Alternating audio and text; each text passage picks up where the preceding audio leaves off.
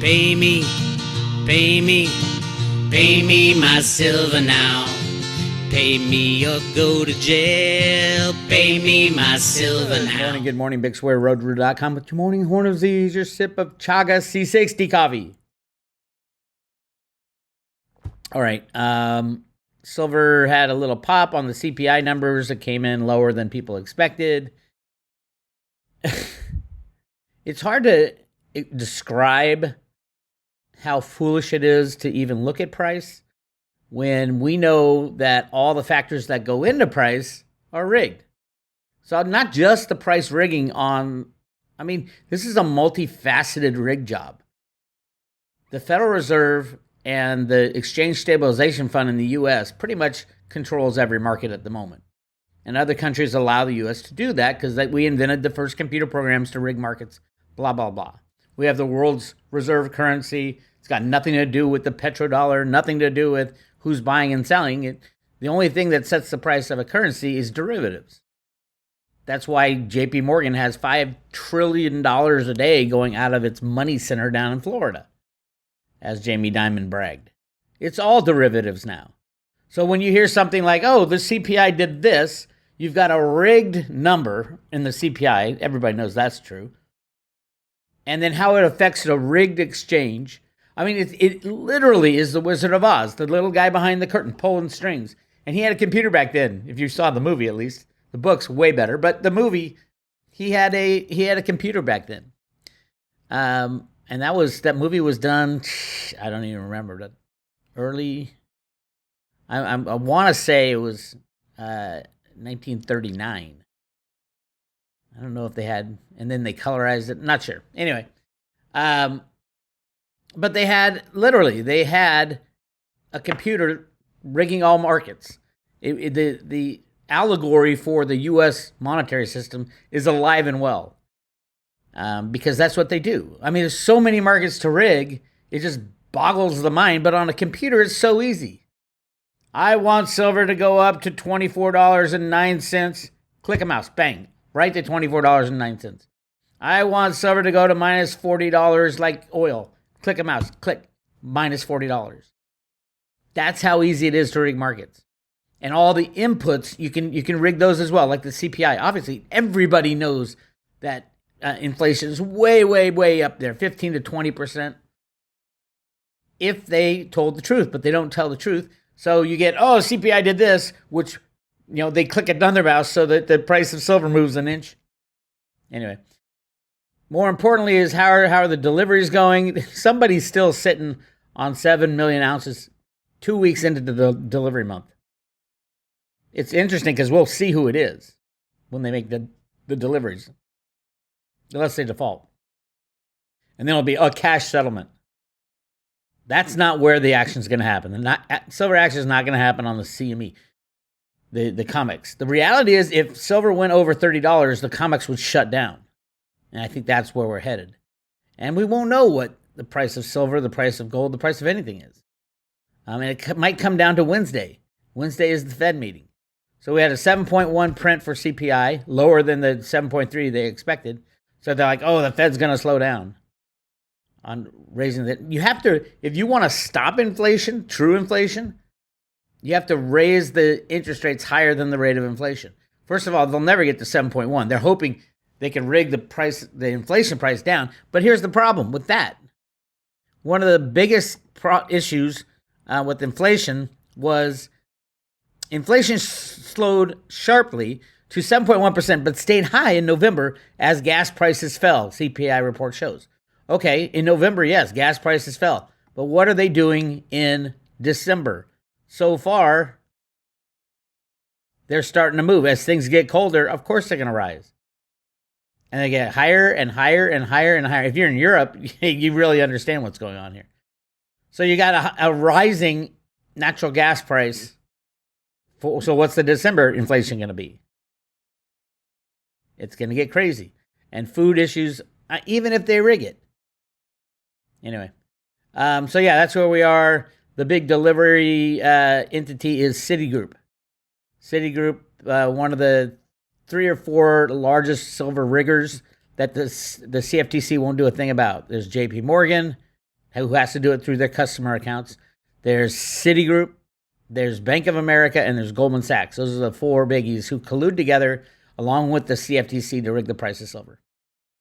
We'll see how that goes. Anyway, I just want to point out, I do a lot of work looking into what the Mint does, the U.S. Mint.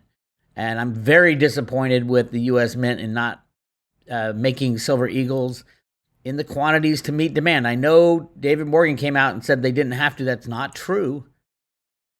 He kind of shrugged it off. The reality is all they did when they changed the law in 2010 is they changed who is the decider of whether or not they are meeting demand. They changed the decider from the U.S. Mint, which would be Ventures Gibson, the director of the Mint, to the head of the Treasury, Janet Yellen. It doesn't really matter because the U.S. Mint works for the Treasury. It's under the same wing. Ventures Gibson's boss is Janet Yellen. So who makes that decision? It doesn't matter. It doesn't change the law that by law, the U.S. Mint, a.k.a. the U.S. Treasury, has to make enough eagles to meet demand. And we know they aren't. That is the law. It doesn't matter who's deciding whether or not demand is met. That is the law. As a matter of fact, I have a Freedom of Information Act. Back when this law first came out in 2010, in 2013, I wrote a letter to the U.S. Mint saying, hey, I would like to see the notification that you got from the U.S. Treasury Department that says you have to allocate and curtail silver production, silver eagle production, because that's what they're doing. The Mint admits time and time again, they talk about, we're slowing down production. We're allocating silver. That's illegal. That's 100% illegal. And Janet Yellen, even if Janet Yellen said we're meeting demand and the U.S. Mint says we're allocating silver not to meet demand, that's a gigantic spotlight.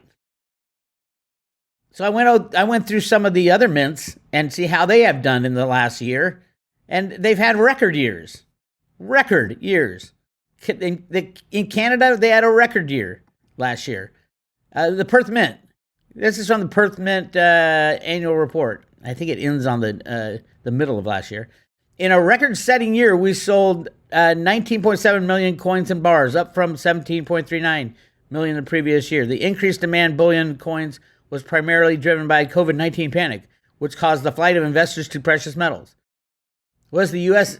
Mint? Well, actually, it was the not the U.S. Mint, but the Sunshine Mint, who supplies most of the blanks to the U.S. Mint, said, we had to slow down production because of COVID. Well, here we have the Perth Mint increasing production because of COVID. Obviously, most of this is automated.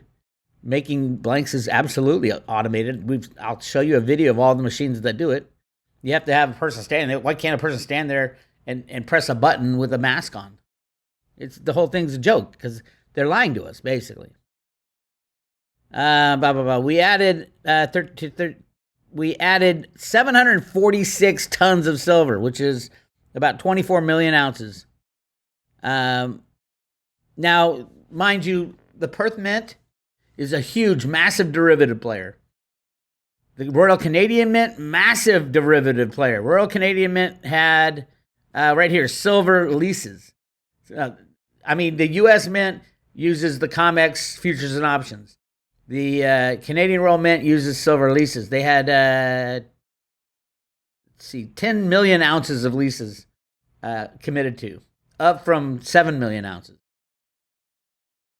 This is silver leases, means they got to pay them back at some point. The con is shocking. The amount of derivatives that go through the mints, officially go through our government to suppress the price of silver. It's crazy. But yeah, the reason for the mini silver spike that happened this morning was inflation, the rig number of inflation. So it means nothing. Also, on the road to Ruta. So Jenny Moonstone and I have talked for a long time, and from her reading, she says silver will not be set free until we deal with the child issue. You guys know what the child issue is. You're not allowed to say it, which is just, it irks me to the core that companies like Google and YouTube and it used to be Twitter, not anymore, are not allowed to talk about the largest atrocity on mankind.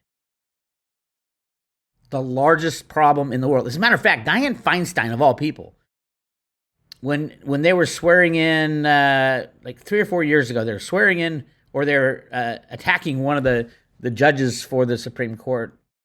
She started off the entire session saying, what do you plan to do about the number one problem in the world, in the United States today, child trafficking? And everybody's like looking around going, what do you mean number one problem? The media is not allowed to talk about it. You're not allowed to talk about it on social media.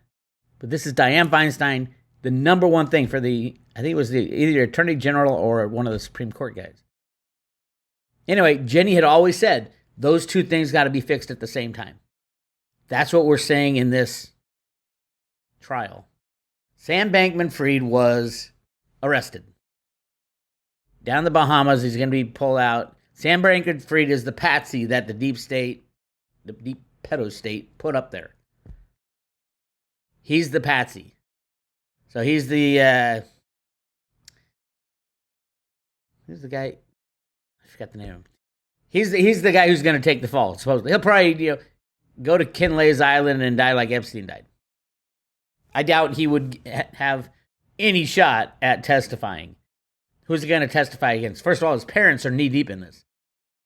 What about Caroline Ellison? Nobody's talking about her. They're just talking about Sam. I did read, it's starting to come out that, oh my God, the parents were involved too. And this is both sets of parents. And this has to do with child trafficking as well. All these are intermixed and intertwined. This will go to Tether. Tether should not have ever been allowed to happen. Gary Gensler's on the hot seat right now for meeting with Hillary Clinton and George Soros just recently and erasing it from his calendar. Bye, Gary. Nice knowing you. By the way, Gary, hey, congratulations.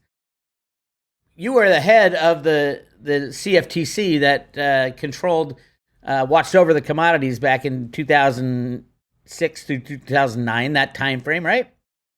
Your guy just got busted. A federal jury of North District of Illinois convicted a former trader at J.P. Morgan Chase and Credit Suisse of fraud in connection with spoofing and the scheme in the gold, silver futures market.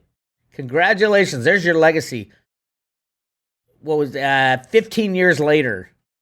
And it was the DOJ who had to do it because you didn't do it. Bart Shelton said they're rigging the market, and you said no, we have to protect Obama and the Clintons. That's Gary Gensler. I don't think Gary Gensler is going to make it. If Gary Gensler goes, the crypto regulation world will be up in there will be no regulation. He's the only guy that could have done it. He's the only guy who understood it. And poof, regulation will be stripped and cryptos will be freely traded. So, yeah, people will be warned to stay away from cryptos, and absolutely, you should stay away from most cryptos. They're frauds. But not all of them.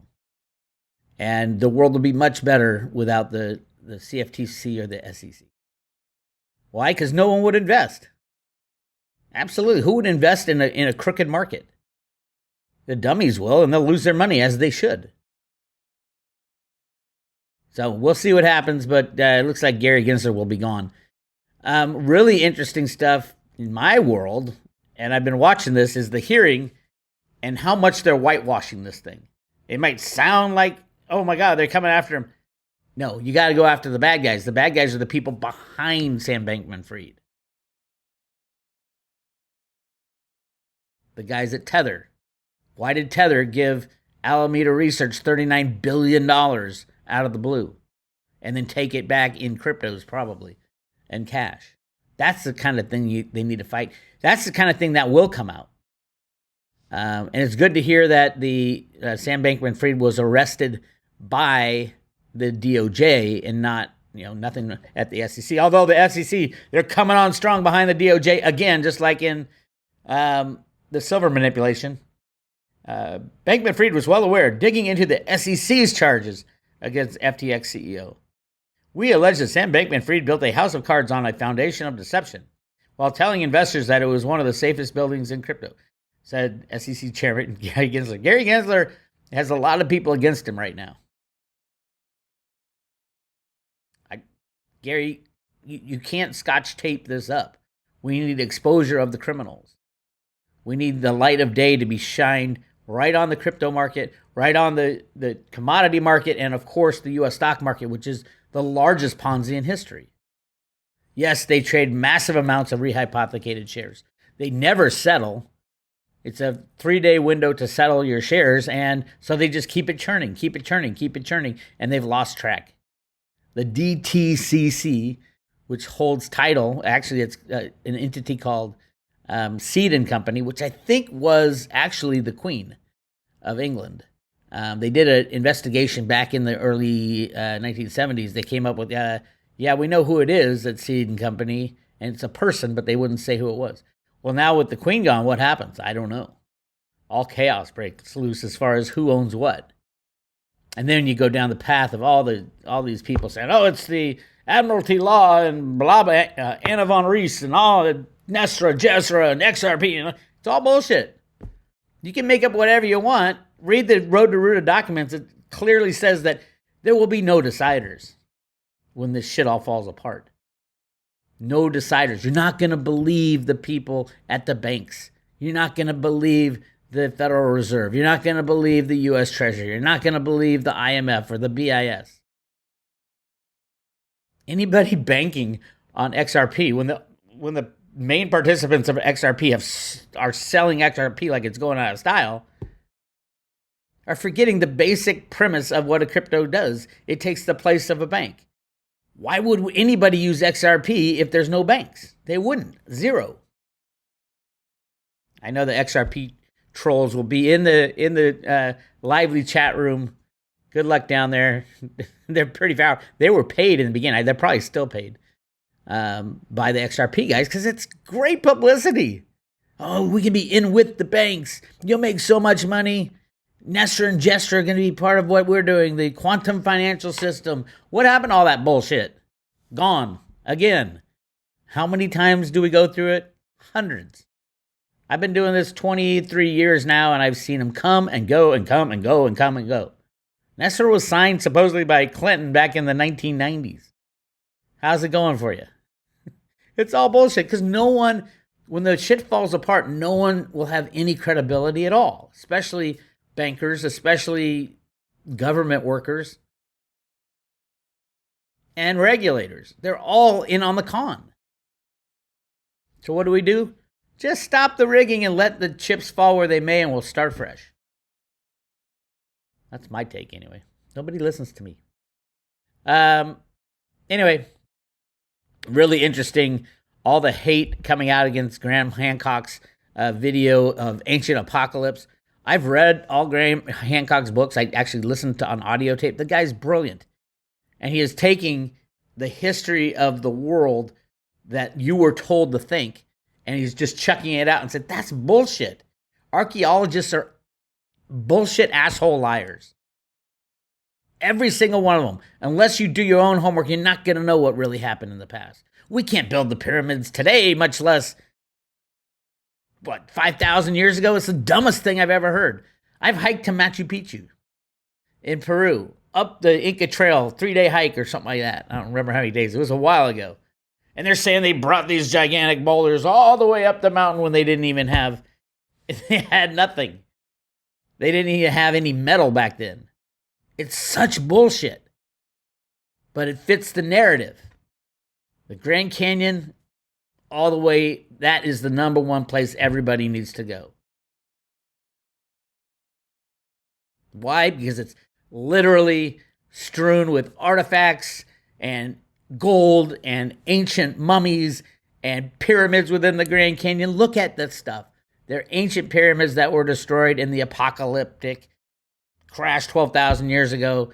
And it goes through every single culture and has the exact same history. Watch the Graham Hancock series on Netflix. It's called Ancient Apocalypse. And then look at professors in archaeology. Look at anybody and say, hey, you're full of shit. There's thousands of pyramids all around the world. I think originally, it was 666 that were built. Tens of thousands of years ago. They get built and then they get destroyed. Maybe we're headed for a destruction event. I don't know. But all the mainstream people are coming out against Graham Hancock. Read the damn books, you idiots. It's obvious. Once you read his books, you're like, oh my God. I mean, they're doing LiDAR tests in South America now and Mexico, and there's cities all throughout the jungle areas, buried. It's not just one or two. They're all throughout. There was massive populations all throughout America when the Pilgrims came. Anyway, go check it out. And if you're on the private road, Jenny just nailed this week already. I can tell. I can feel it. This week is going to be huge. We had a full discussion on, and it's called, now mind you, this was Thursday, last Thursday. Next week, we'll see all silver, FTX, deep state, pedos, and the Vatican. Go check out that discussion, and you'll understand what's going on right now. You want to join the private road, go to private road, click on that, and click on the, subscribe today. There you go. And we will send you one silver Ruda coin, the coolest coin ever. And you better hurry, because silver over $30 will go from $30 to $600 in a blink of an eye. Why? Because the COMEX will shut down. The criminal run-by-the-bank price-setting mechanism is the only exchange on the planet for silver. You won't know the price of silver for a long time. Long time. But everybody and their mother will be begging to get their hands on some when the COMEX shuts down. So that's where we are. This is Bix Weir. I'll talk to you later.